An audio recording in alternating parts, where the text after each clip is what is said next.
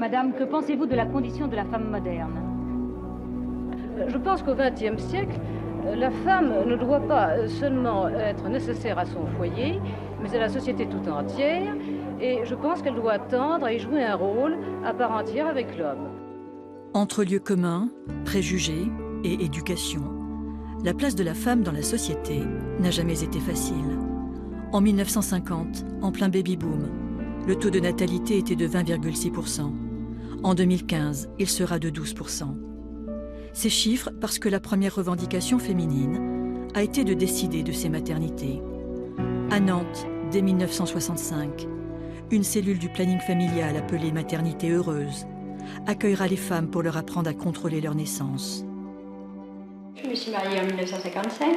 En 1956, j'ai eu Patricia. En 1957, Pascal. En 1958, Catherine. En 1959, Sylvie. Et en 1962, Lionel. J'aurais préféré les espacer davantage, sur le plan matériel, sur le plan affectif et sur le plan physique.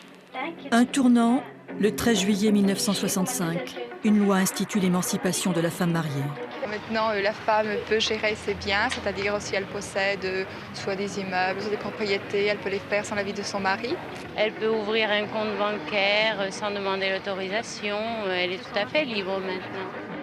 Pourtant, fin des années 60, la femme moderne et la banque, c'est pas encore ça. On constate que dès l'instant où elle commence à utiliser le chèque, alors disons qu'elle en use et elle en abuse. On ira jusqu'à s'apercevoir que toutes ses dépenses seront réglées par chèque, pas son manteau de fourrure, car généralement ça n'est pas elle qui le paie, mais son paquet de cigarettes, le cas échéant. Et puis il y a les salaires déjà.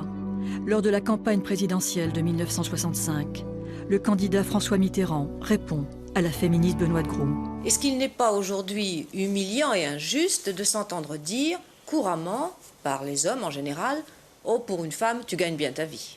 Alors qu'en 1958, le salaire féminin et le salaire masculin étaient très proches l'un de l'autre.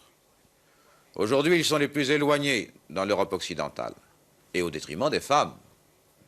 De telle sorte qu'on peut dire, sans risque de se tromper, qu'à l'égard du salaire, la femme est considérée comme un être inférieur, alors que son rendement est le plus souvent égal. Et il y a les clichés. À Nantes comme ailleurs, la femme au volant, par exemple. Ce n'est pas inné chez une femme. Il faut apprendre à conduire, à part certaines très douées pour la conduite, mais la plupart ne sont pas faites pour ça. Quand le mouvement de libération de la femme démarre, peu après mai 68, les revendications sont nombreuses, mais elles sont d'abord sexuelles, pour une contraception libre et pour l'avortement. Aucune femme ne recourt de gaieté de cœur à l'avortement. Il suffit d'écouter les femmes. C'est toujours un drame. Le 17 janvier 1975, la loi Veil sur l'avortement est votée, et c'est une révolution. À la ferme, dans l'entreprise, dans la famille, à l'université, en 1992, une étude constatait que progrès scolaire des filles ne signifiait pas promotion sociale de la femme. Elles sont les premières victimes du chômage, du sous-emploi, des bas salaires, du machisme et des violences. Est-ce que cela a beaucoup changé depuis ?